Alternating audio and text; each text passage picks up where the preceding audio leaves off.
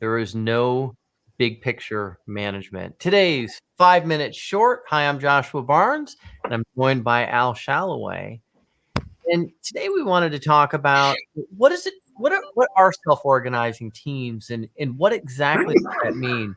Because oftentimes we find that there's this thought that, well, we're a self-organizing team and we're doing what we need to do without taking into consideration maybe some other things that need to be attended to, like big picture management. So Al, what do you think on this?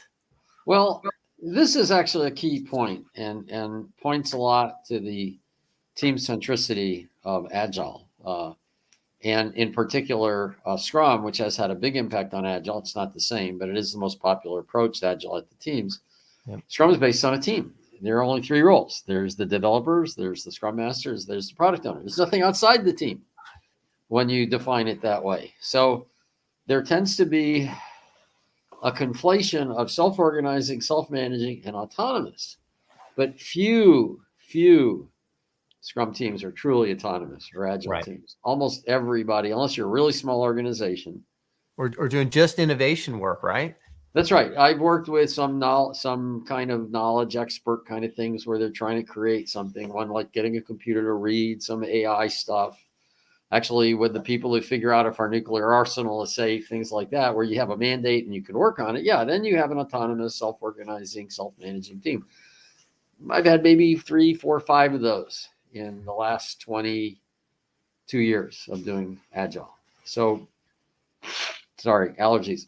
Anyway, so the way to think about it is think of you've got this ball, and that's the team. And inside the team, they can do anything they want to. That's true. They can organize how they want to. They can work how they want to. But how does that ball interact with the rest of the world? That's not their choice. That's a bigger picture decision. So if you want to think of it as a kind of hiding the object and how it works, that's fine. In fact, Scrum was first defined as a black box. Like, well, we do what we want. We don't quite know what's going on.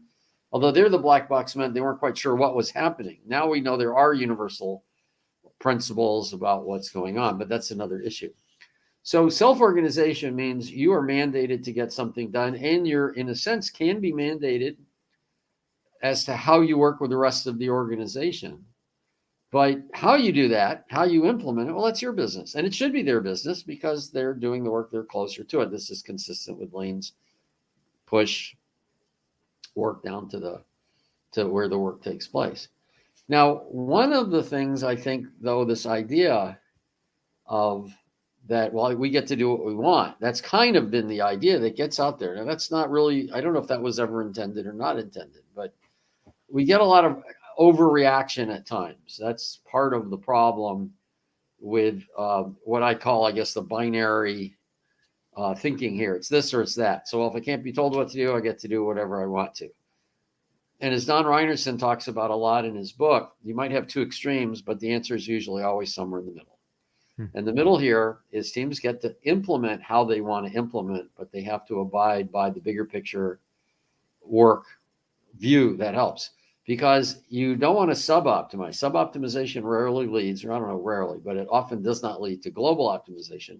So somewhere you've got to look at how these systems interact with each other. Deming talks about this. He says that systems have components in it. You have to manage the system. Otherwise, the components become selfish and they destroy the value of the system. So that's the intention. We're not trying to command and control the teams, but we're trying to get this bigger picture so that when they work the way they want to work, they're actually implementing a piece of the bigger picture puzzle. And that's kind of how to look at it. Yeah. So, oh, sorry. One other idea I had about this, something interesting that just came out of my workshop, was that, of course, this means also that optimizing for a team may not optimize for the whole.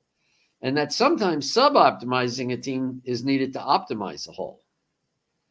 So it may be one team has certain knowledge that other teams need, and maybe they can't work full time on their own because part of what they do have to do is help others. So you've got to start paying attention to these interactions between teams. And I think that would be another really good short topic for us to cover, which is when should you, or have you ever even thought of de-optimizing a team or something that a team is doing, because that's what's going to actually see as an improvement. Yeah, I've actually have done that several times. Yeah.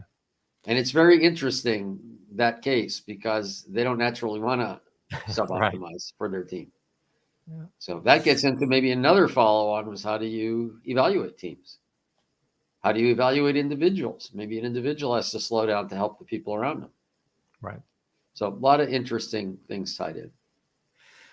All right. Well, thanks for joining us on today's 5 Minute Short, whether you're watching this live or on replay. And if you have any questions or thoughts, please post it on LinkedIn, and we'll see you on our next one. Take care.